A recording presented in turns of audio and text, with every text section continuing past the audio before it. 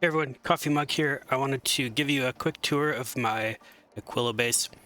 This makes roughly, working full speed, it'll make 156 of this cryogenic science pack per minute. So pretty solid. So I needed 20 of these cryo plants to do it. I have just a tier 2 productivity and speed modules in, just to give it a little bit of resource cost reduction. So I kind of start here just with my whole base. I started over here with these chemical plants to use this kind of a startup before I had the resources available to build the cryo plant, and I just left them in. So I got 2 ammonia producers, which most of that goes for solid fuel, and then this rocket fuel, and all of that gets burnt in my heating towers. All of the ice produced by my ammonia prep separation will go over here. That gets converted into water. Any ice that I don't use comes down here and just gets recycled away. Let's get rid of that.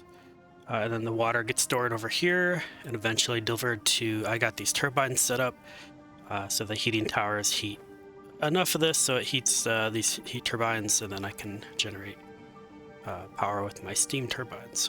So I'm using roughly 200 megawatts currently, but it bounces between 200 and 250 depending on what's working. And I'm making a little bit over that. Then over here on the left-hand side, I just have basically these, just the far left one here, this row will just produces rocket fuel that gets burnt. So this just is a heater because this part was getting a little far away from my heating towers on the other side. So these are here just to heat things up a bit. Then this stack right here, the stack is for producing rocket fuel to use for my rocket launches, and then any excess that's not being stored comes down here and gets burnt to keep things warm. Okay, and then over here, same thing. This is the same thing that was in the top left. I had just copied that over here effectively. Changed a few small things to adapt it over there. This column right here does nothing but make ice platform. So we have my ammonia solutions and my ammonia cool solution separation, my cryogenic plants that produces ice, bunch of ice, which I just turn into this ice platform. All of the excess ammonia comes down here, then that gets burnt up in just making solid fuel, which just burns up in my more heating towers.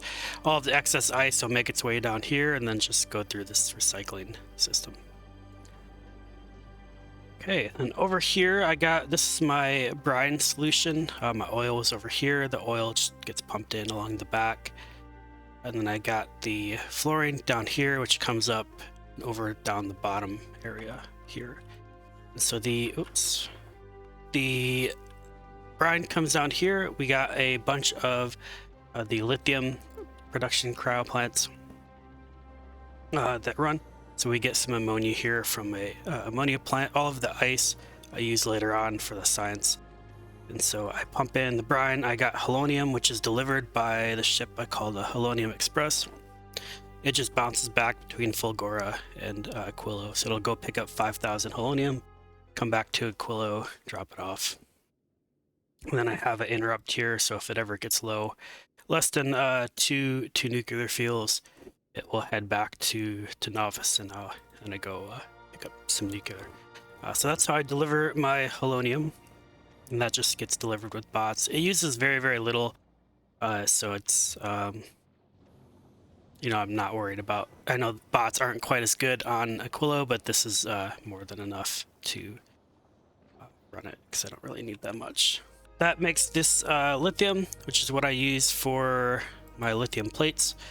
I got a very large excess of production because I was. So after, I'll kind of show you why I have such a large excess here. So these just smelt in regular old factories. And that makes its way over to here. I have some excess of this lithium ore that comes over this way as well. So the lithium plates come over here. They combine with the ice that gets shipped out. So I take the ice from here. That comes down this way along with the ammonium. Some of the ammonia goes and makes solid fuel, and then excess ice gets recycled. The ice that I need comes down here to join the lithium plates, and that makes its way over here. And those are the two of the reagents for my cryo plants. The excess lithium I made, it gets separated off here, and then I've been stocking that up, which I'm sure I'll use it eventually for some type of production. Like here, this is a cryogenic plant production center. So I'm making a few extra cryo plants. I probably don't need that many, and so that's what some of this lithium is going towards as well. So that's my lithium ore production over there. I'm lucky that I got a pretty sizable brine patch here. I have 1.3 million. I don't know the exact conversion of brine to, well, I guess this would be what, like 5. Well, we'll just round it 5, so 10x, so that'd be 130-ish plus or minus, so probably about 200 lithium ores, which means plus productivity bonus here, so about 240.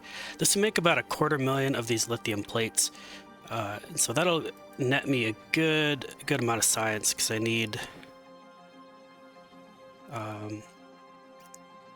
roughly 1 per science, so that'll make roughly 200,000 science. So this patch here that'll last quite a significant time. So I got lucky that I get a good patch there. I have one over here that's 1.6 million, which will be an easy second place when I need to go there. And I see one up here that's only about 123, although maybe that's just because there might be more uncovered. And then to make my fluoroketone, I just have a pump here, which pumps up the fluorine that makes its way down the bottom. It comes over here. This is my hot fluoroketone factory. So I get the solid fuel from up here, which makes its way down. The excess ore comes over this way for the hot fluoroketone. Then I got the ammonia that's pumped in, which I also came from this plant. It makes its way down this way. That also fed the solid fuel here. And then the last thing was fluorine, which came right up to here. Because the hot fluoroketone is also a product of my science production, so the hot fluoroketone makes its way back to the storage tank. And so I always want to make sure that I use the excess from production before I move this. So I have this pump here, which only turns on when this tank has less than 5,000. So that way, it's not I'm not like filling up this tank, blocking my production. So the hot fluoroketone gets turned into cold fluoroketone here with these 3 cryo plants. I ended up not modulating them because this ended up being more than enough for all of these. Really, I wasn't worried about the amount of this because I have excess. I think I only needed 12 total. I forget the exact number. I think it was a little over 12 per second, and this makes 16. So I had more than enough. So I ended up not modulating it. It wouldn't take productivity modules anyway. So the cold fluoroketone just makes its way around. That's the 3rd ingredients for my Aquillo science. And then I just have an output here to just some passive providers. So that is my Aquillo base. I thought this was a really fun planet. Probably the shortest of the 3. I think this one took me the least amount of time to kind of figure out and get set up. I think construction-wise, this is most, like, once you kind of have learned everything you need to learn from the other 3 planets, this one was, if you learn the lessons I think they were trying to teach you, I think this planet ends up being incredibly simple. So like here we got the recycling.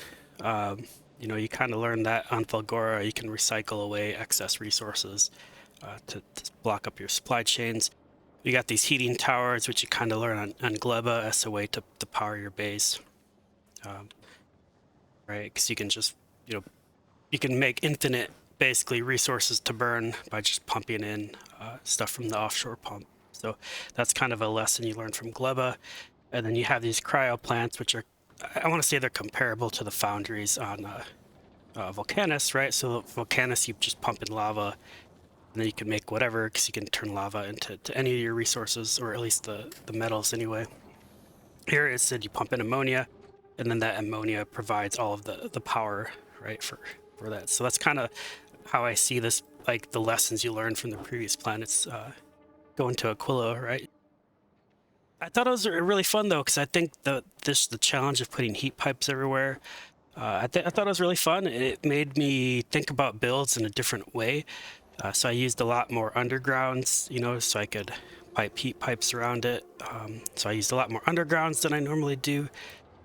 You know, I had to take things like this into consideration, where I put the heat pipes and inserters.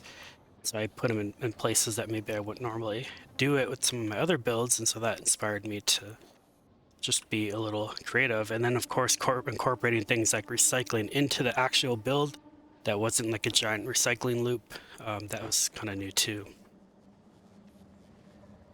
So it was fun. I think I would like to do this again.